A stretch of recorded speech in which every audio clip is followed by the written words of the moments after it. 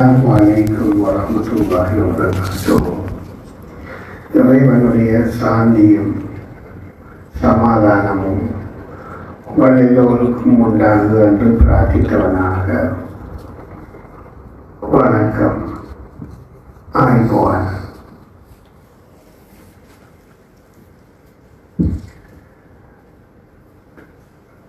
நமது அலுவலகத்தை பொறுத்தவரையிலே இன்று இவ்வகையான ஒரு நிகழ்வு இந்த சிந்தனையை உருவாக்கி வடிவமைத்து என்னிடத்திலே வருகிறான். நேற்று வந்து நிகழ்வை நடத்த வேண்டும் என்று எங்களுடைய அலுவலகத்தின் புதிய முகாமைத்துவ உத்தியோகத்தர் பட்சானா அவர்கள் கேட்ட பொழுது உளம் போலி திணைக்களத்தில் அலுவலகங்களில் உட்படுத்தப்படுவதை நான் மகிழ்ச்சி அடைகின்றேன். அவற்றுக்கு ஆதரவானவனாகவும் இருப்பதற்கு விளைகின்றேன். அந்த பாட்டு ஞாபகம் வந்துவிட்டது. இயற்கையாகவே வாழ்க்கையிலே சகல விடயங்களையும் இசையோடு அனுபவிக்கின்ற ஒரு மனிதன் என்ற வகையிலே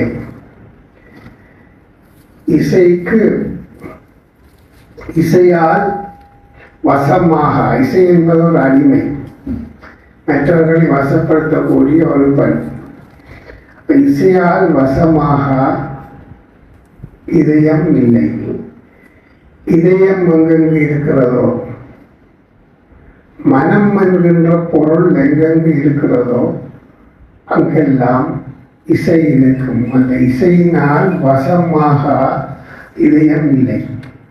அவ்வாறு அந்த இசையினால் அவர்கள் நம்மை அவ்வாறு கவர்ந்திருக்கிறார்கள். இவ்வகையான கவர்ச்சிகளை நான் இதற்கு முன் கண்டதில்லை. நாம் நிறைய ஆளுமைகளை நம்மிடத்திலே வைத்திருக்கிறோம். அதை நாம் விளம்பரப்படுத்துவது, மார்க்கெட்டிங், எங்களுடைய அக்கௌண்டன்ட் இருக்கிறார்கள், மிகவும் சுருக்கமாக அவர்களுடைய வரவேற்பை விட்டு சென்றார்கள். ஆனால் எதிர்காலத்திலே உங்களுடைய வரவேற்பை நீங்கள் இட்டு செல்லாமல் விதைத்து செல்ல வேண்டும் என்கின்ற அந்த அவாவுடன் உங்களிடத்திலே நிறைய ஆளுமைகள் இருக்கிறார்கள். நாங்கள் தட்டி கொடுக்க தவறுகின்றோம். ஆகவே இப்படியான நிகழ்வுகள் நமக்கு மத்தியிலே புதைந்து கிடக்கின்ற இந்த ஆளுமைகளை வெளிக்கொணர்வதற்கு, வெளியிலே கொண்டு வருவதற்கு, அவர்களுடைய ஆளுமை மூலமாக நாம் சமாதானம், சாந்தி, அமைதி, பண்பு பெறுவதற்கு இந்த நிகழ்ச்சிகளை நான் ஒரு மைல்கல்லாக பார்க்கிறேன். அதுவும் இப்படியான ஒரு நாளிலே, அதாவது உலகளாவிய ரீதியிலே முஸ்லிம்கள் ஹஜ் பெருநாள் என்கின்ற ஒரு நிகழ்ச்சியை கொண்டாடி கொண்டிருக்கிறார். ஹஜ் பெருநாள் என்கின்ற பொழுது இன்னொரு வகையிலே தியாக திருநாள் என்றும் கூறுகிறார்கள். ஒரு பண்டிகை அல்ல.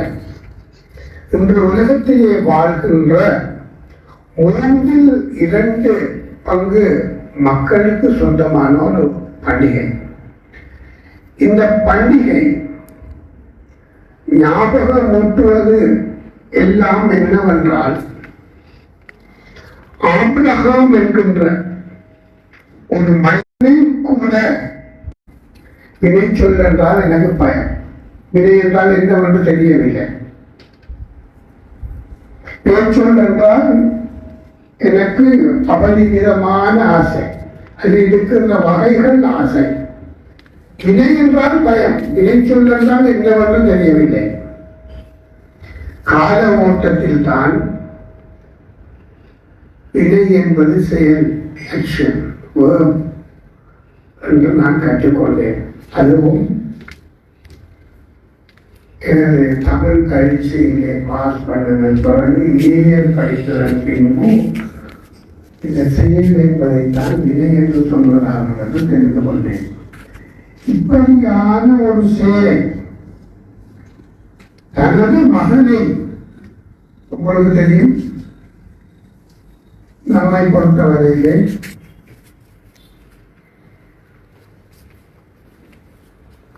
தன்னுடைய மகனுடைய பர்த்டே பார்ட்டிக்கு நாங்கள் லீவு கொடுக்காவிட்டால் உங்களுடைய முகங்கள் எல்லாம் அப்படியே வாடி வதங்கிவிடும். உங்களுடைய மகனுடைய சோதனைக்கு முன்கூட்டியே 3 கிழமைக்கு முதல் விடுமுறை கொடுக்காவிட்டால் உங்களுடைய மனங்கள் எல்லாம் புண்பட்டு எங்களை திட்டத் தொடங்கிவிடுவீர்கள். இவ்வாறு உங்களுடைய அன்பார்ந்தவர்களை அபரிமிதமாக அளவு கடந்து நேசிக்கின்ற பொழுது நாங்கள் கண்டிராத, கேட்டிராத, பார்த்திராத ஒரு சொல் இறைவன். இறைவன் வரலாற்றிலே மோசஸ் எனப்படுகின்ற மூசா தவிர உலகத்திலே வேறு ஒருவருடனும் கதைக்கவில்லை. அது தூசினா மலையிலே வரலாற்றிலே இறைவன் மூசாவுடன் கதைக்க வழிபட்ட பொழுது அவரால் கதைக்க முடியவில்லை, மயங்கி விழுந்துட்டார். அபரிமிதமான சக்தி கொண்ட அந்த இறைவன்.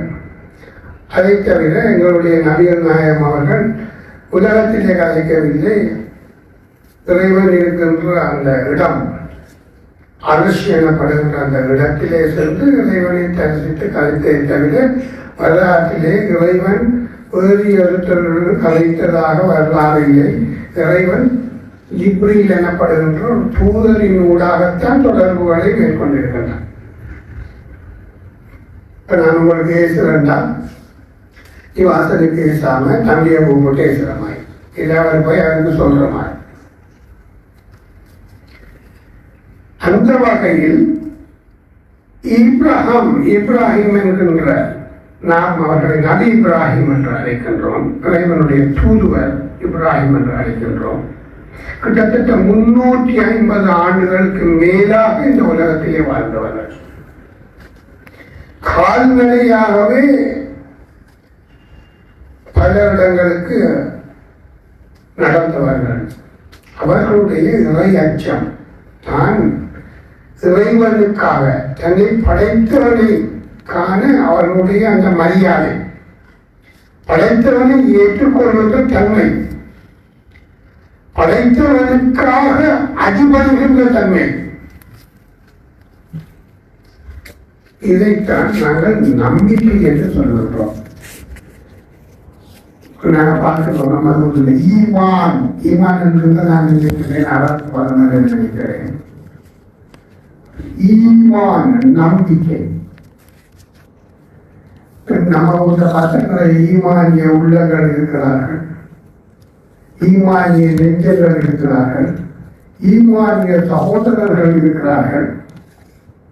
நம்பிக்கை சிரிக்கிறார்கள், மனதுக்குள் இருந்துகிற வாரம், இருந்துகிற வற்றல், இருந்துகிற குண்டோட வாரம் என்று மக்களை வழிகாட்டில் எட்டி செல்கின்றவர்களும் இந்த நம்பிக்கை என்கின்ற பதத்தை பாவித்தார்கள்.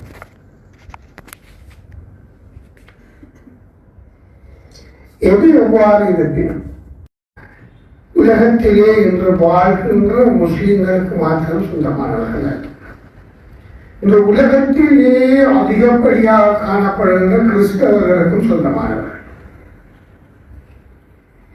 அதே போன்று இந்த உலகத்திலே காணப்படுகின்ற யூதர்களுக்கும் சொந்தமானவர்கள்.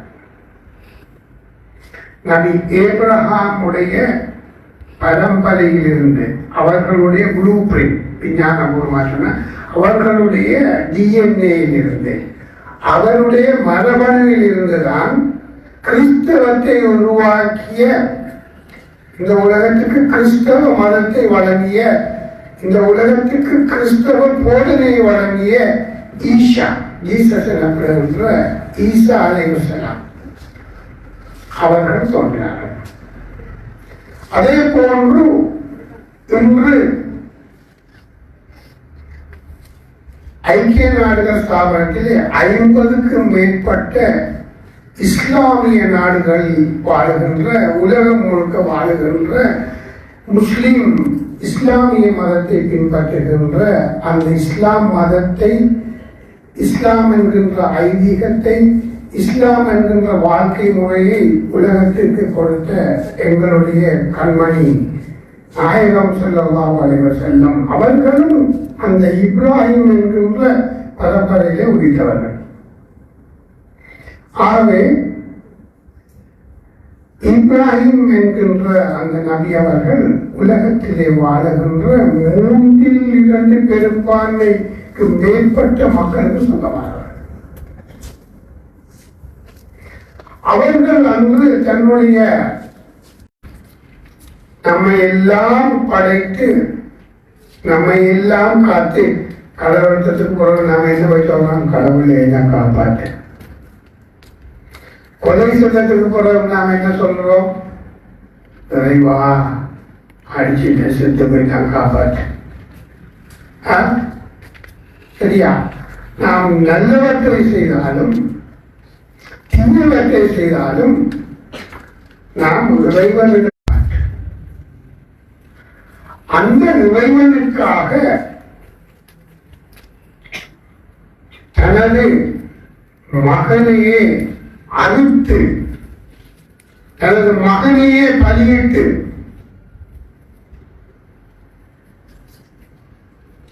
மற்றவர்களுக்கு வழங்குவதற்கு முன்வந்த ஒரு மாபெரும் தியாகி.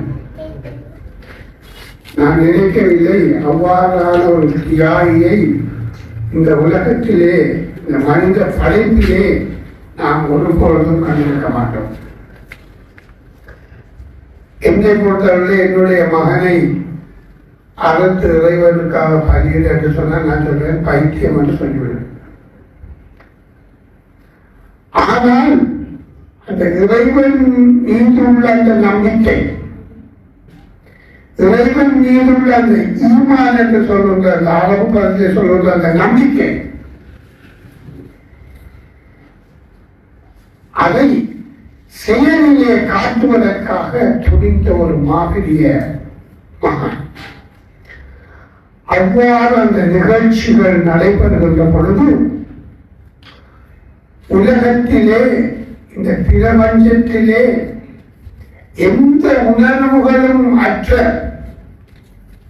மலக்குகள், ஏஞ்சல்ஸ் என்று நாங்கள் சொல்வோம், இறைவனுடைய எண்ணத்தை தவிர, இறைவனுடைய சொல்லை தவிர, இறைவனுடைய ஏவலை தவிர வேறு எதுவுமே தெரியாதவர்கள். கலைவன் சொன்னா அடிப்பார்கள், கலைவன் கூட குளிப்பார்கள், கலைவன் காப்பாற்று என்று சொன்னால் காப்பாற்றுவார்கள். இறைவனை தவிர, இறைவனுடைய சொல்லை தவிர, இறைவன் கட்டளையிடுகின்ற கட்டளையை தவிர வேறு எதுவுமே தெரியாத அந்த மலக்குகள், ஏஞ்சல்கள் கத்தியால் அறுக்கின்ற போது வீசிவிட்டார்கள். இப்படி ஒரு நம்பிக்கையா? இறைவன் மீது இப்படி ஒரு ஏற்பான், இறைவன் சொல்லை செயல்படுத்துவது இப்படி ஒருதான் வீசிவிட்டார்கள். இறைவன் இடத்துக்கு சொன்னார்கள், இறைவா இது காப்பாற்று, உடனடியாக காப்பாற்று. அன்று இறைவனுடைய நாட்டம் இஸ்மாயில் அலைஹிஸ்ஸலாம் அவர்கள், நாம் எல்லோரும் யூதர்கள், கிறிஸ்தவர்கள், இஸ்லாமியர்கள் எல்லோரும் நமது குழந்தைகளை ஆண் குழந்தை அறுத்து இறைவனுக்கு பலியிட வேண்டியவர்களாக வந்திருப்போம். இதுதான் எங்களுடைய நாகரிகமாக இருந்திருக்கும். ஆனால் அது மாற்றி அமைக்கப்பட்டு நாளைக்கு மக்காவுக்கு போவார்கள், ஹஜ்ஜுக்காக செல்வார்கள். ஹாஜிமார் அவர்கள் தங்களுடைய பாவங்களை அழிப்பதற்காக செல்வதில்லை. அவர்கள் அங்கு பிறந்த பாலகனாக பாவங்கள் அழிக்கப்பட்டு வருவதில்லை. அன்று இப்ராஹிம் நபி அவர்கள் இறைவனுக்காக என்ன தியாகத்தை செய்தார்களோ அது இன்றும் ஏற்றுக்கொள்ளப்பட்டு அந்த இடத்திலே அதை தரிசிப்பவர்கள் பாவங்கள் அழிக்கப்பட்டு வருகிறார். 4000 வருடங்களுக்கு முன்பு நபி அவர்கள் செய்ய துணிந்த அந்த தியாகத்தை, அந்த ஏற்பாடை அதை ஏற்றுக்கொண்ட இறைவன் இன்று வரை அவருடைய நண்பனூடாக, இறைவனுடைய நண்பனினூடாக நம் எல்லோருக்கும் அருள் புரிந்து இன்று உலகமெங்கும் ஆயிரக்கணக்கான மக்கள் குர்பானி என்கின்ற பெயராலே ஒரு நேரமாவது ஒழுங்காக சாப்பிடுவதற்குரிய ஒரு தத்துவத்தை அவர்கள் அளித்து சென்றிருக்கிறார்கள். குர்பானி எனப்படுகின்ற மக்கள் தங்களது பசியை போக்கிக் கொள்கின்ற ஒரு பாதையை அமைத்து சென்றிருக்கிறார். உங்களுக்கு தெரியும், an angry man is an hungry man. மாறி hungry man is an angry man. நாங்கள் பசியாக இருக்கும் பொழுது கோபம் தருவது இயல்போம். அதனால் 12 மணிக்கு நான் உங்களுக்கு கோபம் தருகிறேன். அக்கௌண்ட்ல 12 மணி ஆகுது, நிப்பாட்டே இல்லையா, உலகத்தில் எல்லாத்தையும் போற மாதிரி போவாரு. நான் எப்படி இந்த மனுஷனுக்கு 12 மணி உலகுது, நமக்கு உலகுது இல்லையே.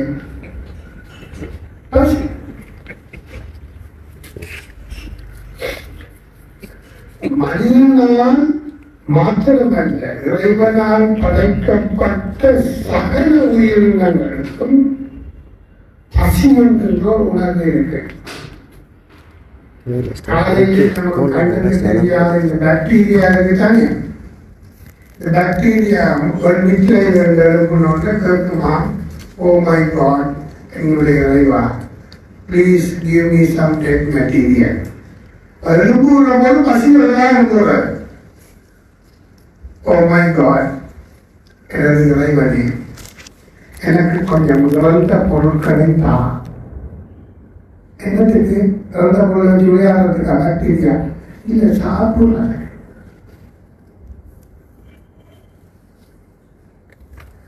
ஆகவே உயிர்கள் எனப்படுகின்ற நாம் மாத்திரம் உயிரோடு இறைவன் படைக்கவில்லை. பாக்டீரியாக்கள், கண்ணுக்கு தெரியாத கோடான கோடி உயிரினங்களை இறைவன் படைக்கின்றார். அதற்கும் அவனே உணவளிப்பதற்கு பொருத்தமானவனாக இருக்கிறான். அவன்தான் பல இடங்களிலே உலகத்திலே கூடுவது போன்று நான் உங்களுக்கு சொல்வேன், நீங்கள் பயப்படாதீங்க, எனக்கு பயப்படாதீங்க, யாருக்கும் பயப்படாதீங்க, உங்களோட வேலையை செய்யுங்க. ஏன்? உங்களுக்கு நான் உணவளிப்பதில்லை. இந்த உலகத்தில் எந்த ஒரு உயிருக்கும், எந்த ஒரு மனிதனாலும், இறைவனுடைய எந்த படைப்பினாலும் உணவளிக்க முடியாது. அந்த உணவளிக்கின்ற பொறுப்பை நம்மை படைத்த அந்த இறைவன் ஏற்றுக்கொண்டிருக்கிறான். அதனால்தான் நாம் அல்லாஹ்வை ரசாக் என்று சொல்றோம். ரசாக் என்ற அரபுல என்ன மொழி? அவரை கண்டாராய்ச்சிங்க. ரசாக் என்ற என்ன மொழி? உணவளிப்பவர். ஆகவே இவை நம்பிக்கை என்பது உங்களுக்கு மாசம் தொழில்நுட்ப சாப்பிடுறாரு அளிப்பவன் இறைவன். இந்த ஆதில் என்னத்தையும் சாப்பிட்டுட்டு இருக்கான், அவனுக்கு உணவளிப்பவன் இறைவன், அவனுக்கு தெரியாது. ஆகவே இறைவன் உணவளிப்பவன் என்று பொருந்திக் கொண்டவன் இப்ராஹிம் நபி அவர்களுடைய தியாகத்தினூடாக இன்று கோடான கோடி மக்களுக்கு உணவளித்துக் கொண்டிருக்கிறார். இன்று மக்கமா நகரிலே அறுக்கப்படுகின்ற குர்பானியாக அறுக்கப்படுகின்ற அந்த ஆடுகளும் ஒட்டகங்களும் உலகத்திலே எத்தியோப்பியா, சோமாலியா வறுமை கோட்டுக்கு கீழே வாழ்கின்ற மக்களுக்கு உணவாக பதப்படுத்தப்பட்டு அனுப்பி வைக்கப்படுகின்றன. இன்னும் சில நாடுகளிலே இலங்கையில் உள்ள மக்களும் அவ்வாறான உணவுகளை பெறுவார்கள். இதெல்லாம் நாம் வந்து எத்தியோப்பியா, சோமாலியாவை விட வறுமையிலே கீழ்நிலையிலே இருக்கிறோம். ஆகவே இந்த ஈகை திருநாள், தியாக திருநாள் நமக்கு எல்லாம் விட்டு செல்கின்ற, நமக்கு எல்லாம் வழங்குகின்ற அந்த படிப்பினை எப்படி தெரியுமா? நான் இந்தோனேஷியாவில் இருக்கும்போது எனக்கு ஒரு கம்யூனிகேஷன் எக்ஸ்பர்ட், ஒரு ட்ரைனர் இருந்தார். அவருடைய பேர் காமி, அவருடைய பேர் ஜஸ்மி காமி. நான் என்ன செய்த அவரை கூப்பிடுறேன், Kamil, you are not just me, you are adjust me. So I call adjust me Kamil, my dear friend, and teacher போல உங்களுடைய அறிவும் வளர்த்து கொண்டிருக்கிறார் சொல்வார். ஆகவே இவ்வகையான நிகழ்வுகள், இவ்வகையான ஒன்று கூடல்கள், இவ்வகையான சந்தர்ப்பங்கள் நம்மிடத்திலே சாந்தியை வளர்க்கின்றது. அதாவது ராஜேந்தர் வந்து அவையிற்கு பெயர்தான் சாந்தி சாந்தி சாந்தி. அதாவது அந்த காலத்தில் நாம் துக்கமாக இருக்கின்ற பொழுது சாந்தி படமாளிகையில் போய் படத்தை பார்த்துட்டு வந்த நாம சாந்தி. அந்த கடற்கரையில் இருக்கிறோம், அந்த அழகில் ஏழடி சாந்தி. இவ்வகையான திருநாட்கள், திருவிழாக்கள், பண்டிகைகள் நம்மிடத்திலே சாந்தி, சாந்தி என்பது அமைதி, அமைதி என்பது அன்பு, அன்பு என்பது தன்னம்பிக்கை. ஆகவே இவ்வகையான நிகழ்வுகள் நம்மிடத்திலே சாந்தி, சமாதானம், சமாதானம் என்கிறதும் சாந்தி என்கிறதும் ஒன்றுதான். நாம் ரெண்டாக்கிட்டோம். தன்னம்பிக்கை, அன்பு, சமத்துவம். நாங்கள் இங்க பார்க்கின்ற பொழுது முஸ்லிம்கள் இருக்கின்றோம், இந்துக்கள் இருக்கிறீர்கள், கிறிஸ்தவர்கள் இருக்கிறீர்கள். இது உங்களுடைய ஐதீகத்தை கொண்டவர்கள். அதே போன்று வைத்தியர்கள் இருக்கிறார்கள், கணக்காளர்கள் இருக்கிறார்கள், இதர உத்தியோகத்தர்கள் இருக்கிறார்கள், வையாளர்கள், ஆட்சியாளரும் இருக்கிறார், கிருமின் ஆட்சியார். இது வந்து ஒரு சமத்துவத்தை இங்கு வழங்குகிறார்கள். சமத்துவத்தை பட்டிகளாக, சமத்துவம் என்பது புத்தகத்தில் எழுதி வைப்பது மாத்திரமல்ல. இஸ்லாமிக் பிரதர்ஹுட் என்றால், இந்து பிரதர்ஹுட் என்றால், கிறிஸ்டியன் பிரதர்ஹுட் என்றால் புத்தகத்தில் எழுதி வைப்பது மாத்திரமல்ல. அந்த சமத்துவம் என்பது பிராக்டிகலாக, செயல்பாட்டு ரீதியாக. இன்று நிவாசல் டாக்டர் சாப்பிட அதை முறுக்கிட்ட நானும் சாப்பிடுறேன், அதே முறுக்கிட்ட அவர் பார்த்தவர்களும் சாப்பிடுறார்கள். செயல், ஆக்ஷன், சமத்துவத்தை உருவாக்குகின்ற இந்த நிகழ்வுகள், இந்த பண்டிகைகள், இந்த திருநாட்கள் இதனூடாக உருவாக்கப்பட்டிருக்கிறது என்றால் இன்று நேற்று உருவாக்கப்பட்டவை அல்ல. 4000 வருடங்களுக்கு முன்பாக இறைவனால் நமக்கு வழிகாட்டப்பட்டு உருவாக்கப்பட்ட நிகழ்ச்சிகள். ஆகவே வகையான நிகழ்வுகளிலே நாங்கள் எவ்வாறு சந்தோஷமாக மன அமைதியாக நாம் ஒன்று கூடி இருக்கின்றோமோ அந்த நிகழ்வின் மூலமாக நம்முடைய மனம் ஆற்றல் செயல்கள் தொடர்ச்சியாக அந்த நிலையிலே இருக்க வேண்டும். அதை ஒற்றுமையை நாம் வெளிக்கொணர வேண்டும். அதே செயல்பாட்டை தொடர்ச்சியாக இன்னுமோர் நிகழ்வு வரை நாம் எடுத்து செல்ல வேண்டும். அந்த படிப்பிலேயே அந்த முயற்சியை அந்த வளர்ச்சியை இந்த நிகழ்வுகள் நமக்கு வழங்க வேண்டும் என்கின்ற மனநிலையை ஒரு இறைவன் வழங்க வேண்டும் என்கின்ற அந்த அன்பான ஈகை திருநாளிலே இந்த நிகழ்ச்சியை நீங்கள் ஏற்பாடு செய்து உண்மையிலே நாங்கள் ஒரு மைல்கல்லாக என்று பார்க்க வேண்டும். இப்படியாக ஒரு உத்தியோகத்தில் ஒருவர் நிகழ்ச்சியை நாம் செய்வோம் என்கின்றதன் போதும் அது நாங்கள் நேர காலத்தை குறைத்த பொழுதும் திடீரென்று பார்த்தால் பின்னேரம் 2:30 மணி அளவில் இன்னும் ஒரு நிலையை நாம் திட்டமிட்டிருக்கிறோமே என்கின்ற பொழுதும் காலையிலே நாம் செய்வோமே என்கின்ற அந்த திறமை சிந்தனை ஓப்பன் திங்கிங் இவற்றை நாம் வழிகொணர்ந்து நாம் இந்த இடத்திலிருந்து உருவாக்குகின்ற அந்த ஒளி அந்த தியாகம் அந்த தியாகத்தின் இன்னொரு பேர் சேவை அந்த சேவை என்கின்ற ஒளியை இந்த ஊரில் மாத்திரமல்ல இந்த நாட்டில் மாத்திரமல்ல இந்த உலகத்திற்கு நாம் எடுத்து செல்லக்கூடியவர்களாக நாம் மாற வேண்டும் என்கின்ற அந்த பிரார்த்தனையோடு மிகவும் பொறுமையாகவும் அமைதியாகவும் தன்னம்பிக்கையுடனும் இதை கேட்டுக்கொண்டும் இருக்கின்ற உங்கள் அனைவருக்கும் ஈகை திருநாளின் நல்வாழ்த்துக்களையும் ஆசைகளையும் கூறி இன்று போல் என்றும் வாழ்க எந்த வீட்டு பொன்மகனே மக்களே என்று கூறி உங்களிடமிருந்து விடைபெறுகின்றேன். நன்றி. சலாம். வணக்கம்.